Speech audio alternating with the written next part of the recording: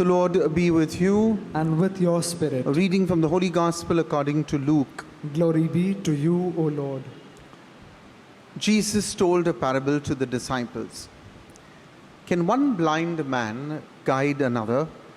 Surely both will fall in a pit. The disciple is not superior to his teacher. The fully trained disciple will always be like his teacher. Why do you observe the splinter in your brother's eye and never take notice of the plank in your own?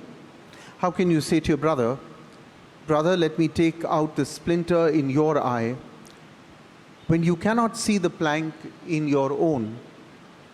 Hypocrite, take the plank out of your own eye first, and then you will see clearly enough to take out the splinter that is in your brother's eye. The Gospel of the Lord. Praise to you, Lord Jesus Christ. Please be seated. Open your Bibles. We are in Luke chapter 6, verses 39 to 42. Luke chapter 6, 39 to 42.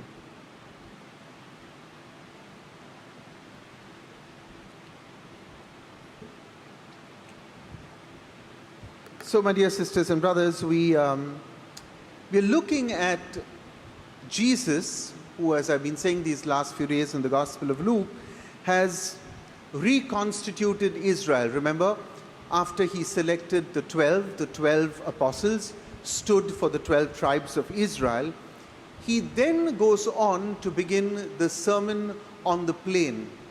And you can see clearly Luke's orientation is geared towards a community that one willingly chooses to be his disciple and willingly chooses to live simply so that others may simply live.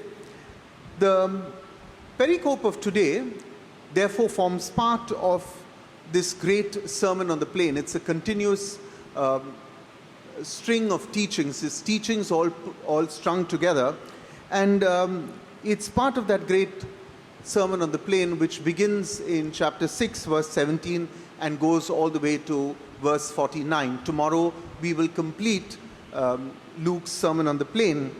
And it is really, if you listen to the words, that we paid attention to the words, they are really a reinforcement of the parabolic messages that we heard somewhere between the verses 20 and 38. If you're trying to figure out what they were the four blesseds and the four woes, yeah? The Makarios, as I said, the congratulations for freely opting to care, to love, to sacrifice, to be there for others. The freely opting, as I said yesterday, no one's holding a gun to your head. You're free to leave the church, Jesus says, if you wish to be my disciple. But, if you do choose to stay, then it cannot be on our terms. Let us get this very, very clear. If we choose to stay and we choose to be disciples, then you cannot alienate, alternate, moderate. You cannot do any of those things to the message of Jesus. And this is some may say, oh, well, this is very hard to swallow. And as I said yesterday, so were the teachings of Jesus, and many left him at his time. He's not holding a gun.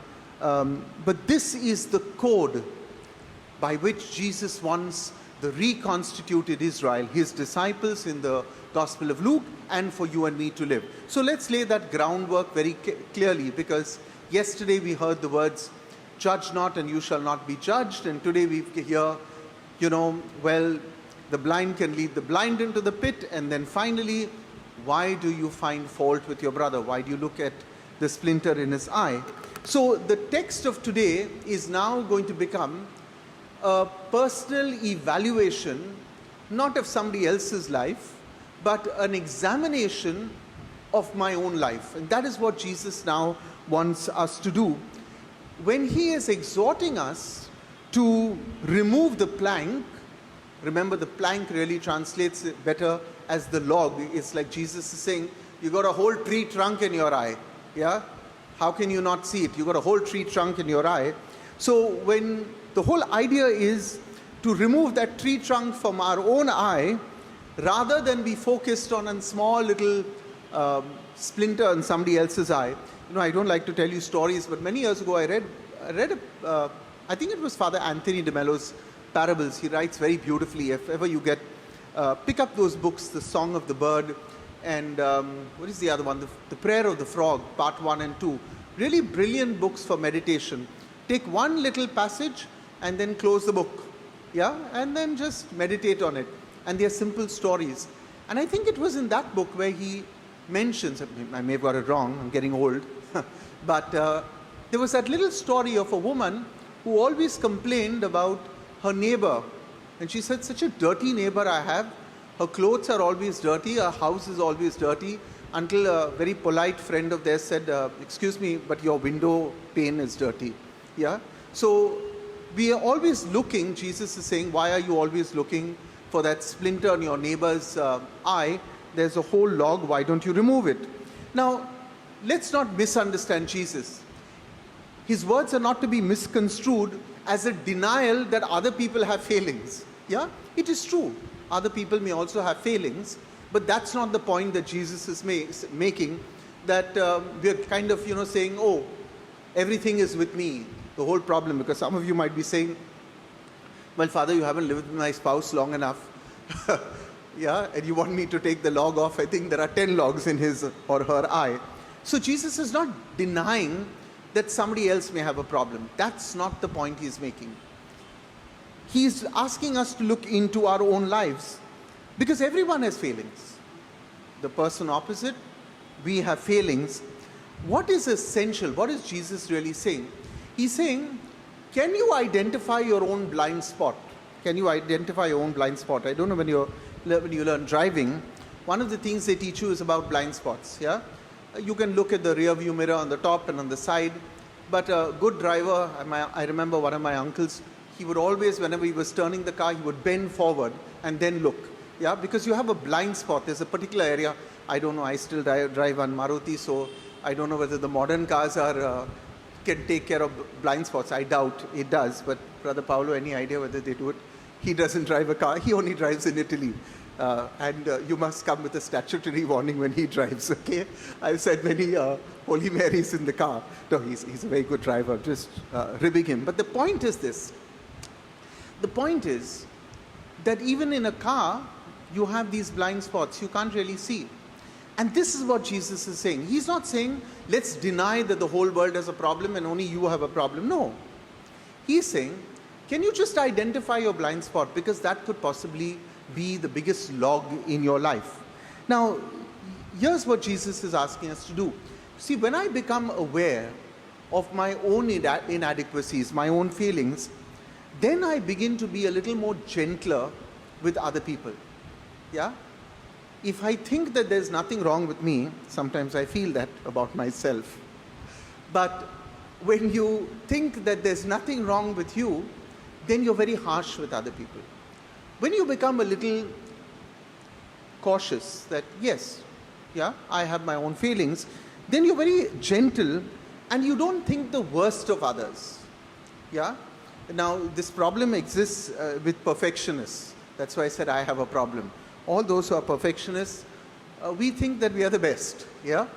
And that's not true. That's not true. When you begin to see your own failings, then you are kinder with other people. Otherwise, you hold others to very high standards. Yeah? It's good to have good standards, high standards, but sometimes be a little gentle. So such an attitude, when you're gentle, helps you to hold off your criticism wait, as it were, till you've cleaned your own slate. Once you've cleaned your own slate, then the way you approach somebody else, yeah, you say, okay, I've got 6 points on my own list. These are things that I'm not very proud of myself. For example, I can share with you, I think my biggest weakness in my life is, you're waiting for some saucy thing, huh? Don't worry. I think the biggest weakness in my life is really my anger. Yeah, I can go from 0 to 10, I'll beat a Ferrari car like this when I lose it. Yeah, I also have the ability after that, and this is also my strength, to walk across the room and say, I'm sorry. Sometimes it takes me 2 days, but I can do it. Yeah, I'm not a person who can hold a grudge with somebody forever. So what is Jesus really saying? He says, if you hold off your criticism because you are aware of your own failings, then the way you approach somebody else will always be a little gentler, a little kinder. So what is Jesus asking us to do really? He's saying, he's challenging us to evaluate the way we evaluate other people. What kind of yardsticks do you hold other people to? The higher sometimes you think you're the best, then of course everybody else in the world will have a problem. Now, remember who Jesus was talking to. He was talking to, as I said, the reconstituted Israel. His apostles, the disciples who chose to follow him, and to you and me. He's talking to all of us. So he's asking all of us to do this self-examination, especially those who are leaders in the church. You see, that's why Jesus says, one can't lead another if he is lost, because the blind will then lead the blind into a pit. If I am unable to evaluate my own weaknesses and my own failings, then how am I going to lead my congregation? Yeah? If I'm not aware of my own failings, how am I going to help others to overcome theirs? And that's what Jesus is saying. Can you look at yourself first? Many people misunderstand verse 39 as a kind of a text where perhaps in Luke's community there were false leaders who were leading people astray. It's got nothing to do with that. I've always said, look at the text within the context. Jesus is asking his own disciples not to become blind people, not to lead other people into a pit because they have not been able to look into their own personal lives and evaluate it. So Luke wants to reiterate that all disciples, Father Warner, you, everyone, will continue to be blind unless our eyes are fixed on the teachings of Jesus. That's why I began this homily by saying, what people believe is irrelevant. Remember, Bishop Dabre would always say, Tula kai vatte and tala kai vatte, that's a kai artha nahi. What our Bible says, yeah? Because everybody has an opinion, yeah? This is how the church should be. What you feel, they feel, everybody feels. Well, you keep feeling. But the reality is that this is what Jesus is demanding of us. Hence, all of us, every disciple, is called to discernment. This is another word that in the Catholic Church we throw very easily, especially in religious circles. Discern, discern. You must discern. Now, what is the meaning of discernment?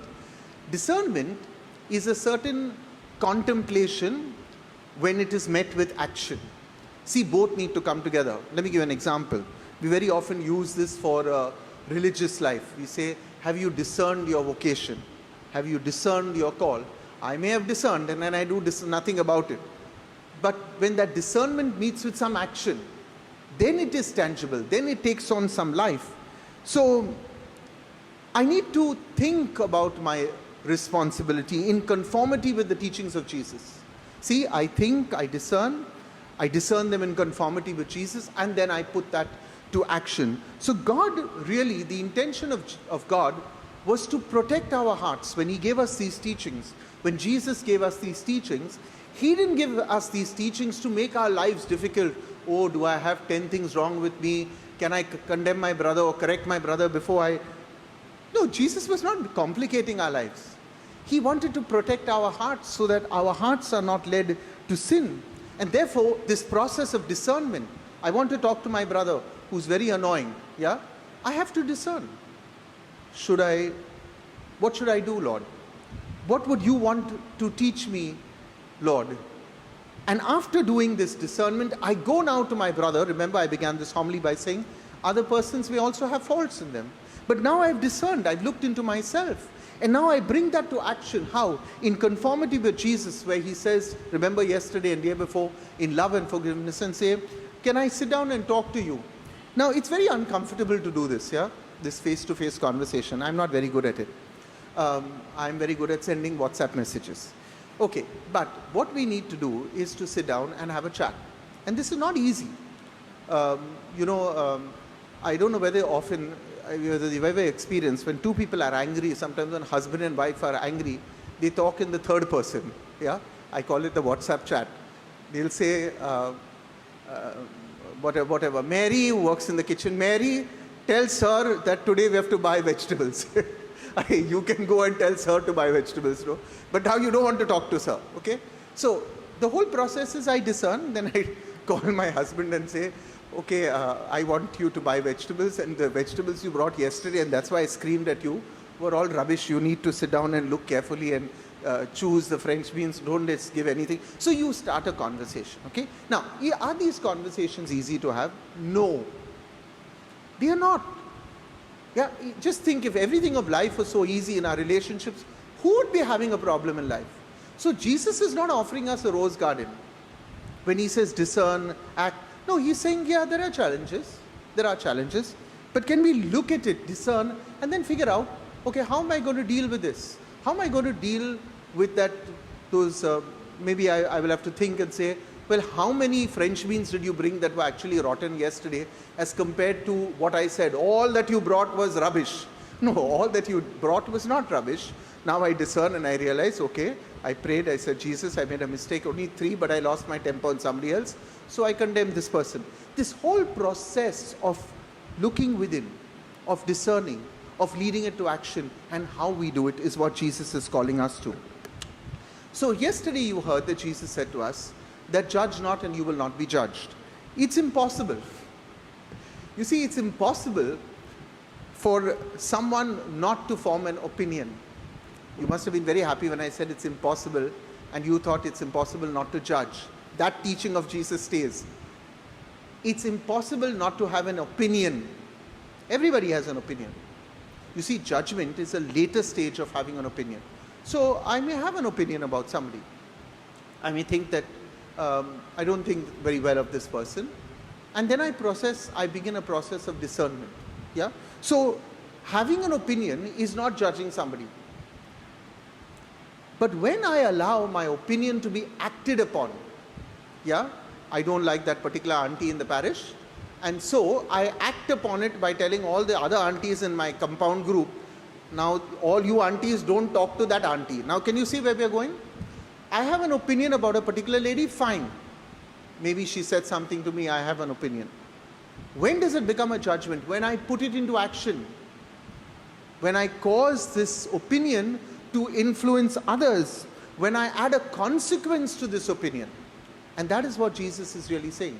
So don't misunderstand the words of Jesus, because we very glibly say, many of us struggle with the English language, so we don't know the difference between an opinion and a judgment. But here's the thing, once I judge someone, there is a domino effect. Things are bound to follow. Then I would feel very compelled to even pass sentence. Yeah? Where I say, I have an opinion, that's great, keep it to yourself. But when I act on it, I tell everybody else, now don't talk to that lady. Then I passed a judgment and sentence, I've condemned somebody else. And that is what Jesus is saying, that when we judge another, we open ourselves to the danger of dehumanizing the other person. See, up to that point where I had an opinion, that person was not affected. When I acted on my opinion, what have I done? I have now dehumanized that other person. I have isolated, alienated. Are you getting what I'm really saying to you? So now I'm going to make 4 statements to you. And I want you to answer it. And in true Indian style, I want you to nod your head, okay? So wherever you are, if you agree with me, and I'm sure you're going to agree with me, but for each one, just nod your head. Now, you'll say, Father Warner, you cannot see us, I can, okay? So nod your head, everybody, right? First statement, and nod your head if you agree. People make mistakes. Yes or no?